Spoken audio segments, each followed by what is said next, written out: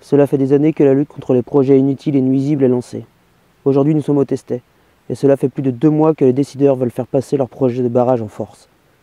2 mois que l'on subit les violences des gendarmes mobiles, et en particulier du PSIG, peloton de sécurité et d'intervention de la gendarmerie, qui sont allés jusqu'à utiliser la torture psychologique et physique contre nous. J'en ai moi-même fait les frais. À cela s'est ajoutée la milice, qu'ils nomment eux-mêmes anti-bobo. Cette milice a pris le contrôle des routes aux alentours de la zone de travaux.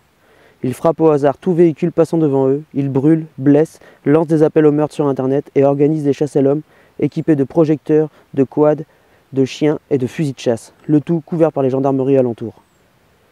Encore une situation que j'ai vécue pendant ces 2 derniers mois. Aujourd'hui, on pointe du doigt notre violence, mais moi je vous demande, qui apporte cette violence? Comment devons-nous y répondre? Nous avons décidé de ne pas rester les bras croisés. Nous avons décidé de nous défendre. On parle toujours de la violence d'un fleuve et jamais de la violence des rives qui l'enserrent, disait Brecht.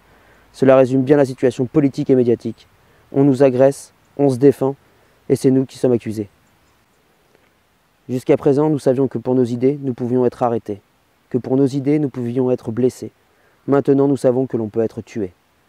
Peu importe son implication dans la lutte, peu importe sa façon de lutter.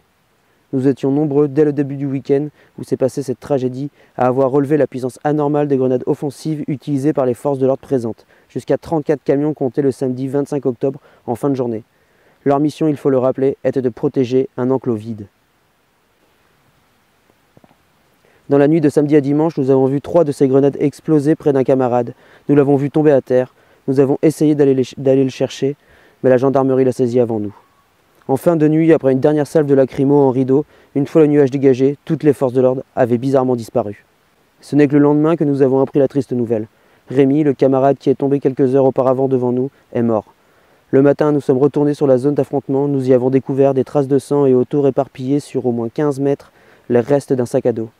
Nous avons donc protégé la zone en attendant l'arrivée éventuelle des enquêteurs, mais nous n'avons vu que des journalistes. Voilà ce que j'ai à dire sur le déroulement de ces événements. Je ne connaissais pas personnellement Rémi, mais je partage la douleur de sa famille et de son entourage. Cela aurait pu être n'importe qui d'entre nous. Il est temps de prendre conscience du monde dans lequel on vit. Aujourd'hui, pour les intérêts de compagnies privées ou publiques, les forces qui représentent l'État sont capables de tuer. Aujourd'hui, plus que jamais, la lutte doit continuer dans toutes ses formes existantes. Rémi F., 21 ans, mort sous les grenades des forces de l'ordre. Ni oubli, ni pardon.